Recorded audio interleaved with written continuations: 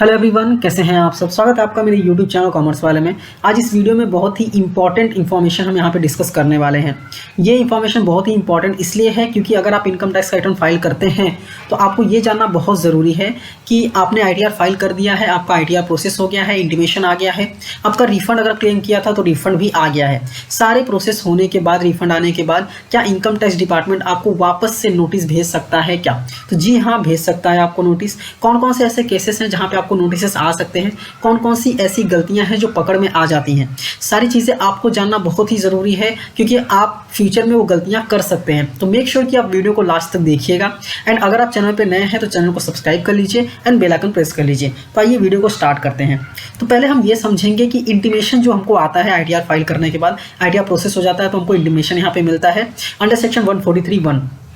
ये intimation exactly होता क्या है? तो ये जो होता है वो हमने जो क्लेम्स किए हुए हैं, हमने जो इनकम दिखाए हुए हैं उसका वेरिफिकेशन होता है। जैसे कि ऑफिसर्स चेक करते हैं या फिर उनका जो ऑटोमेटिक सिस्टम है वो चेक करता है कि आपने कोई अरिथमेटिकल एरर तो नहीं किया है, मतलब आपने ऐड करने घटाने में कोई गड़बड़ी तो नहीं की है। बेसिकली ये गड़बड़ी नहीं होती है क्योंकि बेसिकली क्या होता है, सारी चीज़ें ऑनलाइन हो गई हैं, आपको इनकम डालना है, सारे कैलकुलेशन खुद ब खुद हो जाते हैं। तो अरिथमेटिकल एरर बहुत ही रेयर होता है, बहुत ही कम होता है। नेक्स्ट ये चेक होता है कि आपने कोई रॉन्ग क्लेम तो नहीं किया है। दैट मीन्स कि आपके 26 ईयर्स या फिर AIS में कोई डिटेल्स या फिर कोई TDS ऐसा है ही नहीं जो आपने क्लेम कर लिया है। सारी चीज़ें मैच की जाती हैं। मैच करने के बाद सबसे इंपॉर्टेंट जो कि आजकल बहुत लोगों को मेल आ रहा है, ITR details not matching with form 16। That means कि अगर आपका फॉर्म 16 है तो आपके एम्प्लॉयर ने जो डिटेल्स दिखाए हैं उसके अलावा अगर आपने कोई एक्स्ट्रा डिडक्शन ले लिया है, एक्स्ट्रा एग्जम्पशंस ले लिए हैं, तो उसके लिए आपको मेल आ रहा है कि प्लीज़ आप कंफर्म कीजिए कि ये जो अमाउंट आपने लिया है गलती से तो नहीं लिया है, आपने जानबूझ के ये लिया है या नहीं लिया है। वो सारी चीज़ें आपको मेल यहाँ पे आ रहा है। तो ये बेसिकली इंटीमेशन होता है एंड आपको ये क्लियर किया जाता है कि हाँ, आपने जो ITR भरा था, आपने ये इन्फॉर्मेशन दिखाई थी, इनकम टैक्स डिपार्टमेंट ने भी कैलकुलेट किया है, इनकम टैक्स डिपार्टमेंट के बेसिस पे भी ये सारे इन्फॉर्मेशन हैं। ये सारी चीज़ें आपको इंटीमेशन में बेसिकली पता होती हैं। अगर सारी चीज़ें कंफर्म है, सारी चीज़ें सही हैं, कोई भी दिक्कत नहीं है, आपके इंटीमेशन में भी कोई दिक्कत नहीं है, तो आपका ITR जो प्रॉपरली प्रोसेस हो गया है, मतलब तो आपका रिफंड जो है वो जल्दी ही आ जाता है। तो ये प्रोसेस होता है बेसिकली इंटीमेशन अंडर सेक्शन 143(1). अभी हम ये देखेंगे 143(1) आ गया, उसके बाद हमको कौन से नोटिस मिल सकते हैं। नेक्स्ट आपको जो नोटिस है वो आ सकता है स्क्रूटनी केस का अंडर सेक्शन 143(2). इंटीमेशन 143(1) होता है, ये जो होता है ये होता है 143(2) जो कि स्क्रूटनी केसेस होते हैं। इसमें बहुत सारे ऐसे केसेस हैं जहाँ पे आपको 143(2) के अंदर नोटिस आ सकता है।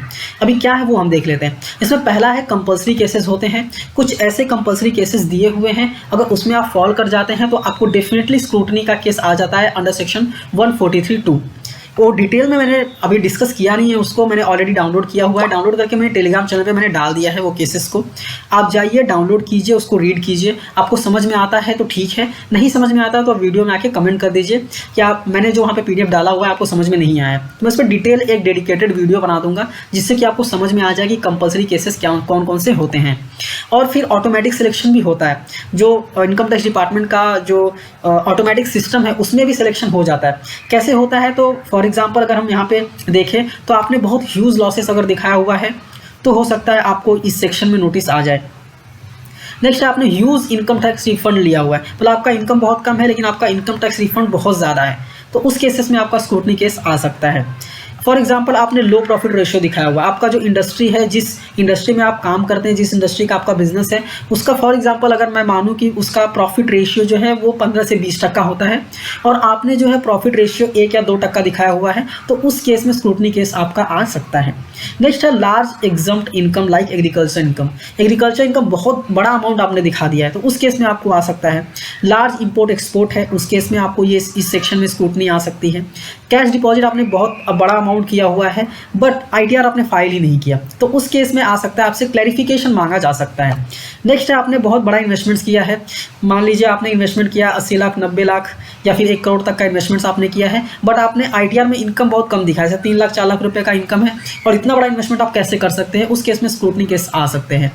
या फिर हो सकता है आपने प्रॉपर्टी परचेज किया, आपने ITR में भी दिखाया कि आपने प्रॉपर्टी परचेज किया, पर प्रॉपर्टी का अमाउंट जो है वो बहुत बड़ा है, जैसे 1 करोड़, 1.5 करोड़, 2 करोड़ का प्रॉपर्टी आपने दिखाया हुआ है, बट आप ITR में जो आपका इनकम है वो 3 या 4 लाख रुपए आता है, तो उस केस में भी यहाँ पे आपको स्क्रूटनी केसेस देखने को मिल सकते हैं कि आपने इतनी बड़ी बड़ी चीज़ें कैसे दिखाई जब आपके पास इनकम ही नहीं है। अगर मैं यहाँ पे बात करूँ तो इंटीमेशन और स्क्रूटनी केस जो होता है ये दोनों आपस में लिंक नहीं है। फॉर एग्जांपल आपका 143(1) में इंटीमेशन आ गया है, रिफंड आ गया है, फिर भी क्या होता है ना कि इनकम टैक्स डिपार्टमेंट देखता रहता है, उसका ऑटोमेटिक सिस्टम जो है वो देखता रहता है और वो बताता है कि 143(2) के अंदर आप फॉल कर रहे हैं या नहीं कर रहे हैं, या फिर ऐसा कुछ चीज़ें आपने की हैं या नहीं की, ऐसी कुछ गलतियाँ आपने की हैं या नहीं की हैं। अगर पकड़ में आ जाता है तो आपको definitely scrutiny case under notice आपको मिलता है अंडर सेक्शन 143(2). आई होप आपको ये समझ में आ गया होगा और आप ये सारी गलतियां नहीं करेंगे और अपना आइडिया जो है प्रॉपरली शो करेंगे। नेक्स्ट हम देख लेते हैं सेक्शन। नेक्स्ट है नोटिस अंडर सेक्शन 148 या फिर सर्च केसेस होते हैं, जो रेड वाले केसेस होते हैं वो होते हैं सेक्शन 153A। अब इनमें बेसिकली कैसे आपको नोटिस आते हैं, तो मैं यहाँ पे आपको बता दूं कि आपका इंटीमेशन आ गया। इंटीमेशन आने के बाद अगर आपको 143(2) नहीं आया, जो मैंने अभी जस्ट आपको बताया, अगर वो नहीं आया तो अगर ना आने के बाद भी अगर आपको नोटिस ये इशू होता है 148 में या फिर 153A में, तो इस नोटिस में जीतने के आपके चांसेस जो हैं वो बहुत बढ़ जाते हैं। क्यों बढ़ जाते हैं हम यहाँ पे समझेंगे। जैसे कि फॉर एग्जांपल आपने प्रॉपर्ली आईटीआर फाइल किया हुआ था सारे डिटेल्स के साथ, आपने कोई गड़बड़ी नहीं की थी, आपको इंटीमेशन आया, आपका आईटीआर प्रोसेस हो गया, आपका रिफंड भी आ गया, और आपको जो 143(2) है, जो है अभी मैंने यहाँ पे आपको समझाया, इस सेक्शन में बेसिकली आपको कोई भी नोटिस नहीं आया है। मतलब ये जो सेक्शन होता है ना, ये सेक्शन होता है वेरिफिकेशन का।